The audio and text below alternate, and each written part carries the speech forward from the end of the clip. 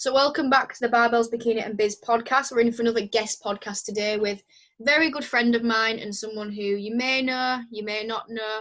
That is Beth Bainbridge, and I know she doesn't like it when you say this, but she is PCA British Bikini Champion currently, as it stands for short or tall. Which one did you? Tall. Tall. I mean, she's not that tall, but she is in the tall class. But if people don't know who you are, Beth, just give a little brief introduction and 3 fun facts about yourself, which I know you're really excited about sharing with everyone. It's so hard. Okay, right. So I can think of 2 fun facts. I used to do dancing as a kid, and one was disco dancing and one was ballroom dancing.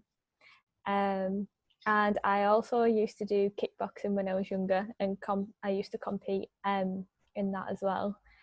And I think that's about it. That'll do. We'll take 2. But I guess that kind of leads on pretty nicely, actually, onto the first question, which is sort of your background into fitness and training. Because we all started somewhere, started from the bottom and all that, but what's your background into getting into resistance training? Does it lead on from the kickboxing, the dancing? Where does it come from? So, like, from being a kid, I've always been into fitness, and that was so, like, at school I'd do any sport. I used like even running, cross country, anything. I wasn't the best at everything, but I enjoyed it. And then I used to do dancing as a kid, but I used to enjoy it when I was younger, but when I got older I didn't enjoy it. And then it was actually my little brother, when he was about 4, he wanted to get into boxing, but he was too young. So then we found a place, and then I got my older sister into it as well, and then we started just going just for the fitness side. And then we just really liked it, and then it went from there, really. So yeah, I don't even know how many years I've done it. I've done kickboxing for about, I want to say like 8 years. I don't know. It was quite a while. So I competed in that, and then I went to college and decided to do sport physio, but I decided that wasn't for me. I wanted to be kind of more hands-on, as in into more of the fitness industry. But that was at that time. So towards the end of kickboxing, I started going to K1, and some of the classes were strength-based. So that was the first time I'd ever like used a barbell and squatted. I'd ever deadlift, used a kettlebell, things like that, and I just absolutely loved it.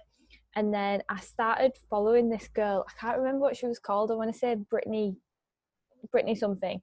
Britney Spears. And anyway, I was obsessed with it, and I set her as my background on my phone, and I was like, I want to look like that, like this is what I want to do. And then I met Connor in college, and he was doing his PT, and straight away I was like, right, he can help me. So then I was like, Connor, this is what I want to do. And then so I was about 17 when I very first started going to the gym, not doing it properly. And then it kind of went from there. Connor decided he wanted to compete, and then I got my first coach, which was Dan Luke, and then it went from there, really. And then I met Josh, and then that was it. That's pretty much it. So sort of when you saw this person that's what you wanted to look like, did you then think, I want to compete? Or was it seeing Connor compete? How did the competing side of things come into it was like I seen what she looked like, and then I started following more and more people, and I was like, this is something that I want to do. But yeah, it was, and then I seen Connor do it, and it was the first time show for Connor with UK BFF, and I was watching the girls, and I was just like, I was like mesmerized. I was just like, oh my god, like this is what I want to do. So yeah, I done it. You did it. That's it. So was it bikini that you always wanted to do? Did you ever have your sights on anything else, or how did that all fall into place? Yeah, like I think figure and all the other categories are like the physiques are amazing, but I just knew myself as well, like just my shape and for me, obviously, to be natural as well, there's no way I'm going to get that big. And I just kind of like the bikini look, the petite look. So yeah, I don't think I'd ever deviate from that. Not into women's bodybuilding yet, no. No, not yet. Not yet. Maybe next year. So in terms of competing, I know that last year wasn't your first year, was it? You did it. Was it a year before or a couple of years before when you did your first so show?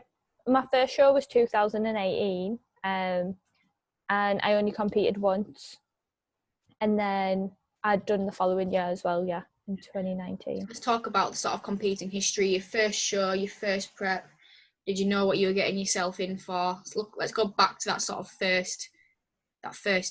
How long was your prep? You know what? Right, actually, like, yes, because I've seen Connor prep, and I seen everything, and I seen how hard it was. I seen how much he lost, how drained he was, because it was new for him as well. And then I seen him post show and how I seen everything. So me going into prep, I was expecting the worst. I was expecting to feel horrendous, and I just expected it to be horrific. But my first prep was actually the easiest prep I've done, because I think it was because I was so excited. I'd never done it before. I was seeing new things every week. I was like, this has never happened, and everything was just so new.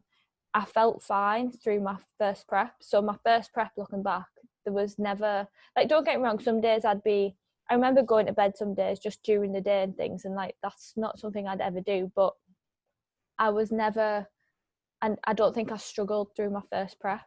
Yeah. But I think that was just purely adrenaline and excitement, really. Yeah. How long was it, the first one?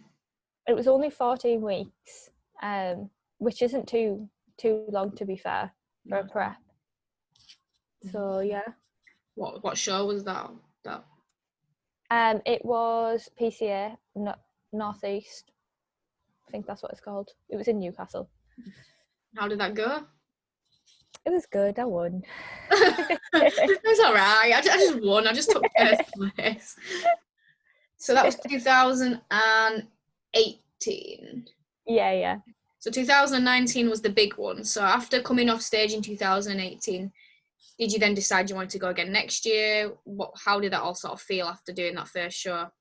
So even though like I won, like, it didn't mean anything to me, because I knew I was brand new, and I knew I had not a lot of muscle. I wasn't mega lean. I didn't have like a glue ham tie and nothing like that. And I think even if I got ridiculously lean, I wouldn't have had one anyway, because I was so new. But I just knew that I really enjoyed it and I loved it. So as soon as I got off stage and I spoke to Josh, I said to him, I was like, I don't want to, because obviously I got an invite to the finals and things, and everyone was like, why wouldn't you go? You need to go, like, it's an experience. And I just thought, like, no, like, next year is going to be the year. So as soon as the day after, I just got straight back into it. Calories got shot up, and then I just went from there. So yeah, I knew straight away that I was going to compete again. Yeah. So you said the first prep was easier. What sort of changed going into your 2019 one, do you think? I think it was a lot of things. So I didn't just do one show to start. I done 3 overall. It was a lot longer. So my prep my prep lasted 18 weeks up until that was just for the first show. Yeah. And that was with UK DFBA. So that wasn't, like, this is going to sound awful, but that wasn't the show I was bothered about. That was just more experience for me. And more of like a warm-up kind of thing. So overall it lasted about 28 weeks. So that's what was hard. I was about 4 or 5 kilo lighter than my previous year. So yeah, I got really low, and I also moved to Leeds from Middlesbrough during that. That was just before finals, so everything was just crazy. I'd pretty much done everything you shouldn't have done through my prep. I moved, I changed unis, I put so much stress on myself, but I think it was only towards the end I started struggling when I was getting low. like low food, higher cardio. So the Manchester show, which was 4 weeks before finals, that I got on stage, and before I was getting on stage, I was saying, I was like, if I get an invite, I don't want to do it. I don't want to do finals. I'm done. And then I got an invite, I was buzzing, and I was like, right, I'm doing finals. And then it was literally the week before it was peak week. I was saying to Connor, I was like, I'm done. I was like, I'm not doing finals. There's no way I'm doing it, because I just got into my own head. And I was like, I've done it too long. I'm tired. I'm drained. I can't push anymore. What's the point? So I think that was hard as well. It was more like self-doubt as well. Yeah. So yeah, it was just a mix of things for the second prep. Yeah, for sure. So people listening will be people potentially who are wanting to compete, who maybe have competed, or people who are just interested. Like when we did the last one with Jeannie, I had a few people saying they don't want to compete or anything, but it's interesting hearing about it, because I think for us we kind of forget that it is like another world to quote unquote normal people. Yeah. And it's an experience which isn't like anything else you do in any other sport at all. So let's talk about some of the highs and lows, maybe talk about 2 points of what, because when you hear people talking about how drained they feel, how hungry they are, people might think, well, why the hell do you do it? So let's maybe talk about some of the positives as well, because we're all about the positives, glass half full and all that jazz. So I mean, I've not obviously gone to the lengths of a bodybuilding prep, but I know the highs for me, it was that sort of that feeling at the end, that sort of, you know, that finish line feel, which I guess does tie over to other sports. If you cross the finish line in a 100-meter sprint, or when the whistle blows at the end of a football match, that accomplishment feel it's probably one of the most euphoric feelings ever. Now, I don't know how you feel about that side of things, doing the show as well. I think like you always find that like everyone has different opinions on competing. Some people live for it, some people do it once and they're like, no one should do it. And like there is a lot of positives that do come out of it. The main one for me is it made me a lot more independent, should I say, and it just made me realize, like, learn about myself and what I can actually do. And to me that was more important than actually competing. So like don't get me wrong, you get on stage and it's amazing, the feeling is just amazing. It's better than like getting a trophy, like honestly. It's just you get on stage and like, I'm here, like I've done it. But throughout the whole prep, and then once you're finishing, you get to look back, I think that's an even better feeling, because it's like, I actually done that. Like, yeah, I think that's probably the main positive. Like, it's a massive achievement. And you get to meet a lot of people along the way, like a lot of people, and you get to realize as well what's important and what's not important too. If that's people, if that's just everyday life, things like that. Like you just get to realize what you want to do, and what it just makes you stronger when you come out of it, and you know what's right for you. Basically, that's what I think anyway. No, I think that's a good point. One thing I found as well is that it was like a journey for yourself, but I found it actually made me learn about the importance of sort of structure and routine, because especially towards the end, there's so much you have to do every day, so many things you have to consider on top of life, that it made me so much more productive and made me so much more, you know, what's the right word? Regimented.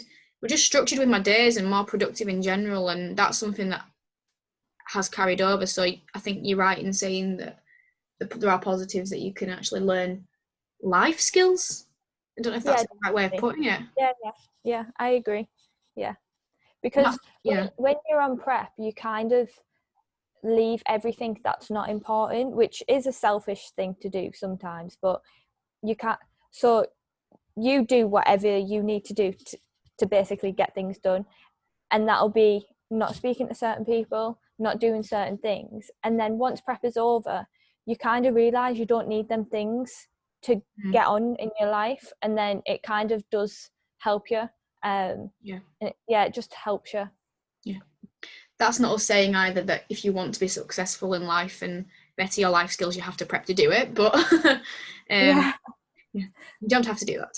But it's just showing that there are positives as well, maybe giving it a bit of an insight there as to why people do it and why people do it continuously, because you'll see people, you know, maybe talking about some of the, which is a good thing, to be honest, talking about some of the dark sides of it, because it isn't just a glamorous thing that, you know, the shiny stage pictures are great and stuff, but there is a lot that goes on behind.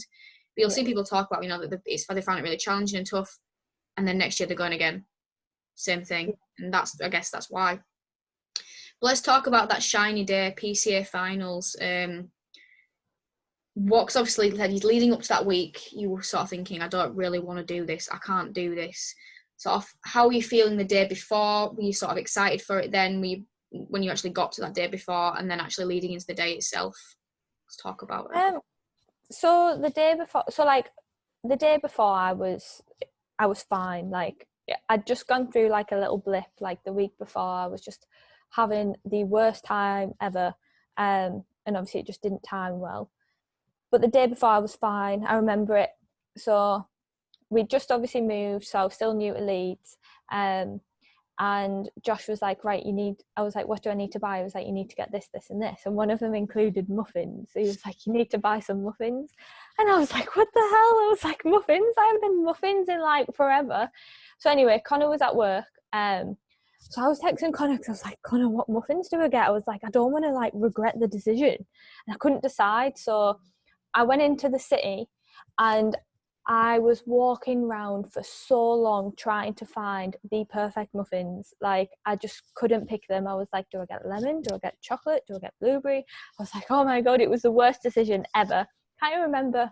I didn't even end up getting the muffins. So I went into the city because I actually had an interview the day before the finals as well. So yeah, I know, you can imagine what I looked like going in. So I came out and then I spent ages in town. Then I was like, right, Josh has told me to like stay off my feet, so I'm just going to go home and get Connor.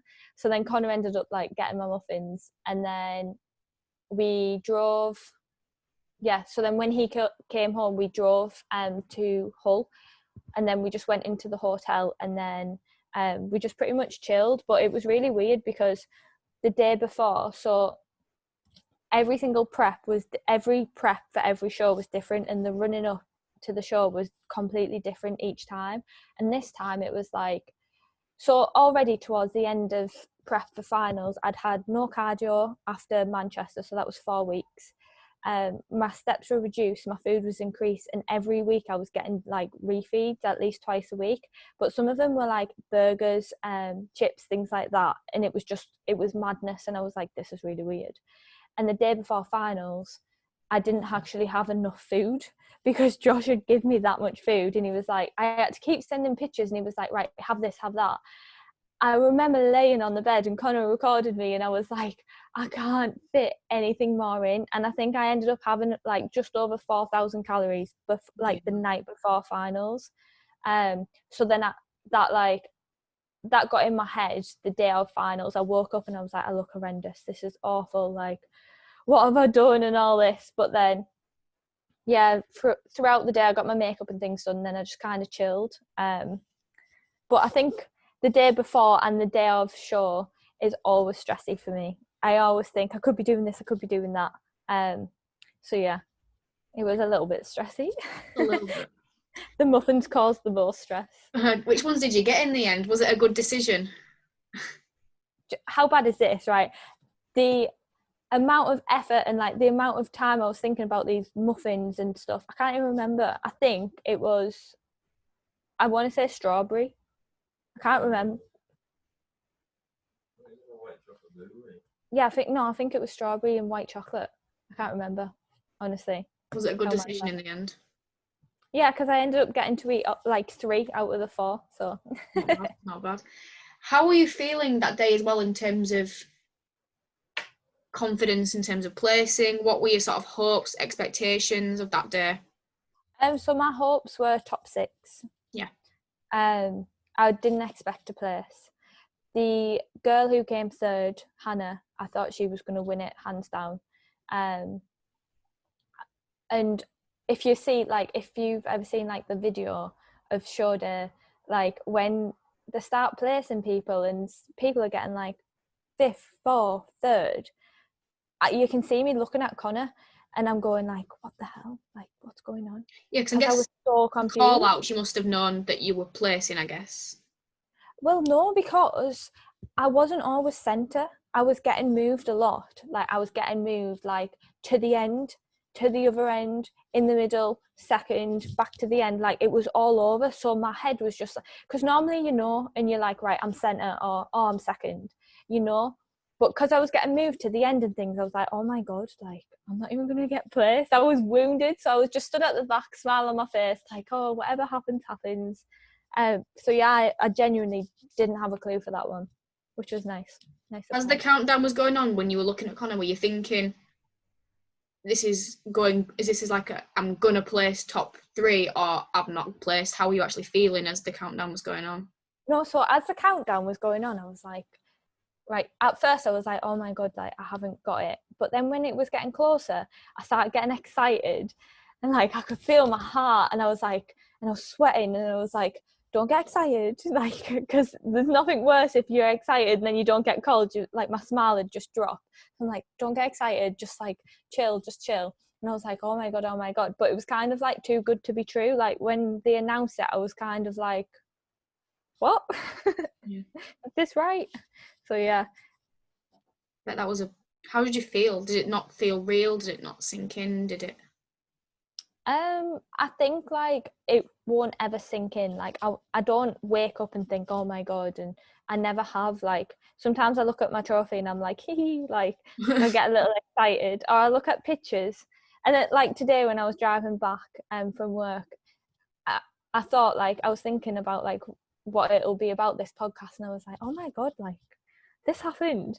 But like, yeah, I only like get a little bit excited when I actually think about it, but I don't think about it at all, really, to be fair. Yeah. I remember the YouTube video you did where I think it was a couple of days later and you like sat in your car and you kind of just getting really emotional, because I think everything sort of just hit you, because I'm guessing social media engagement and the amount of messages you got was just unreal. Like, yeah, it was really hard, and like it was so nice, the amount of people like supporting you, and it was mad to think that people were actually interested. Yeah. And then like it kind of got to me, because I kind of felt like I don't know how to say it, like I kind of felt like a fraud, because I was like, that's in that video, like I got so upset because I didn't really show what was going on through prep, and like I just kind of just got on with it. And I think that's when I realized, like, yeah, like I sat in the car and I was like, right, this is like real, this has happened. And then I just, yeah, everything just got like really overwhelming. But yeah, I just kind of thought through prep I was a little bit of a fraud, because I didn't really express how much what I was going through on a daily. But then I kind of thought, oh well, no one's really interested. But I think people actually were interested when I was prepping. But yeah, it's just, that's another thing that comes with prep. Like, it's just constant mind games, like all of the time. God, yeah, 100%. This is a topic I wanted to sort of discuss with you about as well, sort of since that's happened. Have you ever felt sort of that you're on almost this pedestal now, that because you've got your PCA, it's a big thing. PCA is probably one of the biggest federations in the UK, probably just after Two Bros. It's very well known, and to have that behind you must, it's a big thing. It's a big thing to have in your Insta bio. Have you ever felt a sort of a degree of like responsibility to post or to look a certain way or to say certain things since having that? No, not really, because I've never been that type of person to let anything get to me in that way. Like, don't get me wrong, like I've got a hoodie that says like British champion, and I very rarely wear it, because to me, like if I go in the gym and I'm wearing that, I feel like I'm like gloating, and I'm like, look at me, and like that's not me at all. Like, I don't like things like that. So no, I kind of just keep myself to myself, and like if you like, you'll notice like I very rarely post on Instagram now, and it's like the way I look kind of thing. Sometimes like it does like, oh god, last time someone seen me I was like half the size, but then it's kind of like, well, it is what it is kind of thing, and like that's just how I am. Do you know what I mean? So yeah, I don't think I'd ever let it get to me. That's good to hear.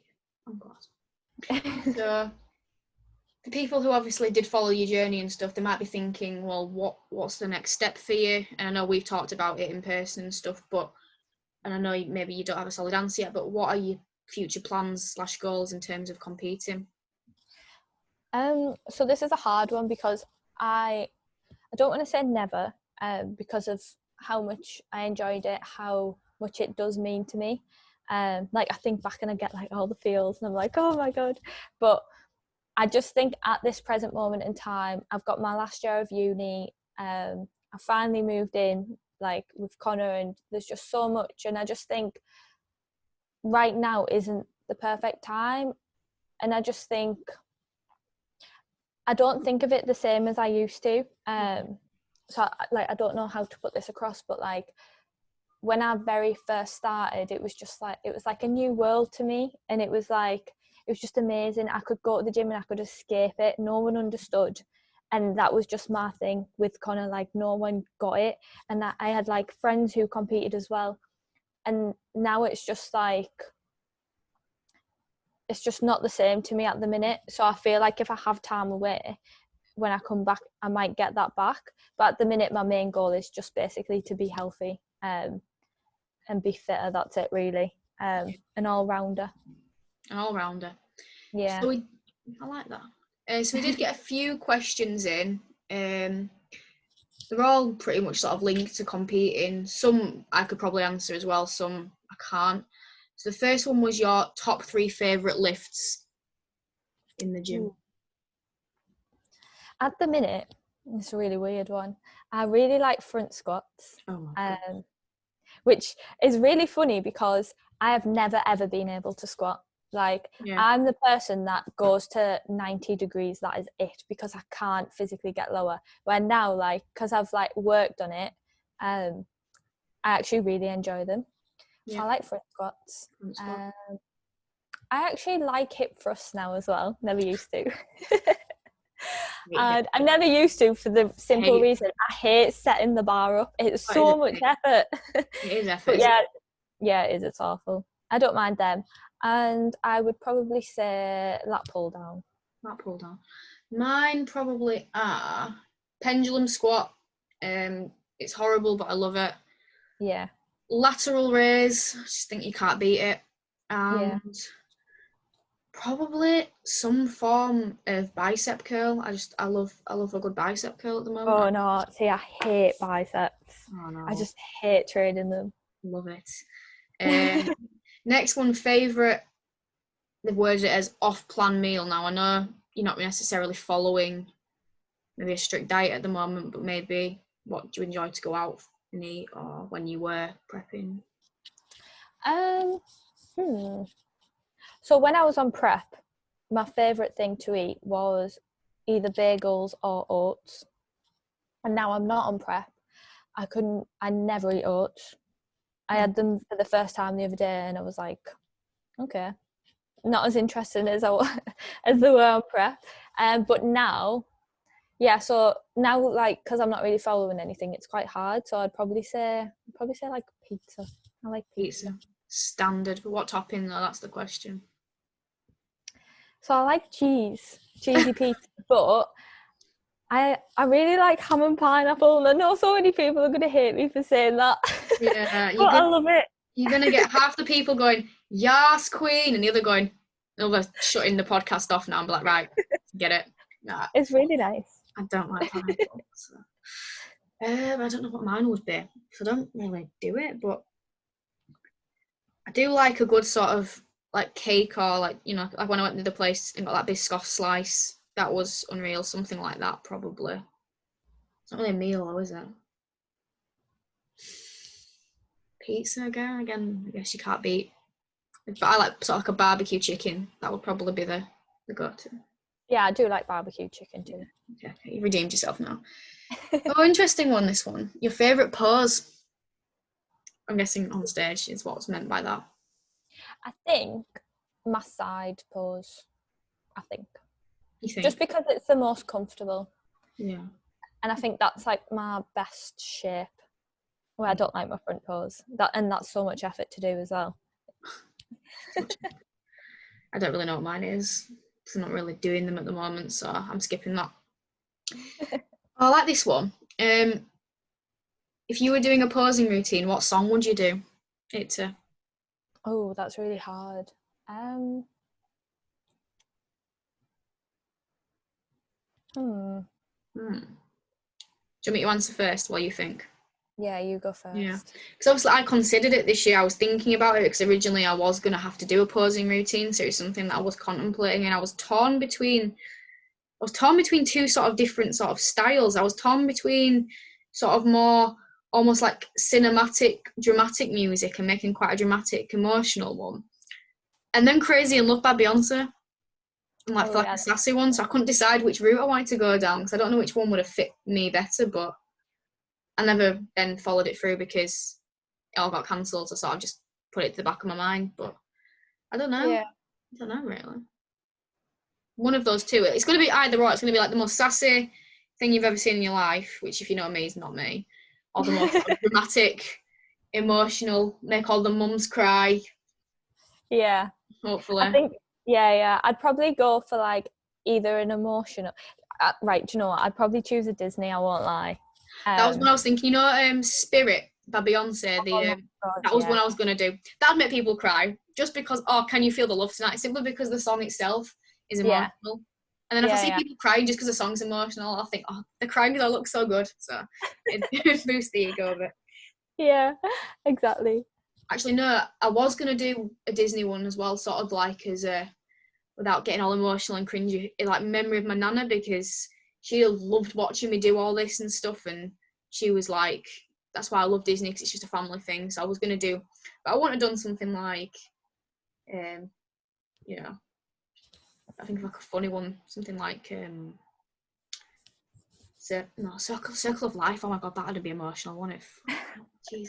Like Bippity Boppity Boo. Yeah, that's what I was thinking. Can you imagine? Oh, maybe I should just do it for the banter. That'd be funny. I don't think anyone's done a Disney one before. Well, I haven't seen a Disney one. I'm sure people might have done like Can You Feel the Love Tonight or something like that. That's maybe. Yeah. Or Reflection, Mulan. That'd be a good one. Yeah, that's my mum's favourite. She'd be an absolute... I wouldn't even like to know what she'd look like. A mess. Yeah. Right, to wrap up then, I think, is there anything else you wanted to cover, or do you think we've covered plenty? No, I don't think so. But before we go, we have to finish on the signature question. The ultimate favourite cereal.